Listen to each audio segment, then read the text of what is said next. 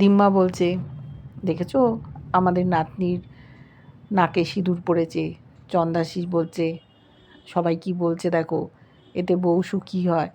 কিন্তু সহ্য করতে পারছে না চন্দাশিসের বোন। বলছে দাদা এত আদিক্ষেতা করছে, আগে বউ আমাদের বাড়িতে ঢুকুক, বুঝিয়ে দেবো। এদিকে শ্যামলী বললো আমি একটু বাথরুমে যাব। প্রতিবাদ করলো ননদ। ও ছুট্টে বেরিয়ে গেল, জোর লুটিয়ে পড়ে যাচ্ছে।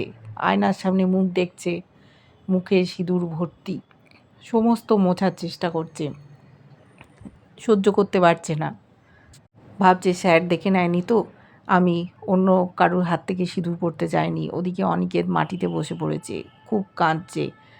চলে এসছে প্রিয়া, বুঝতে পারছে না কি হলো। প্রতিমও এসছে। তখন অনিকেত বলছে কিচ্ছু হয়নি, আমরা এবার বাড়ির দিকে যাব, ম্যানেজারকে বুঝিয়ে দে আর গিফটটা দে যেটা শ্যামলী সকলকে দিত।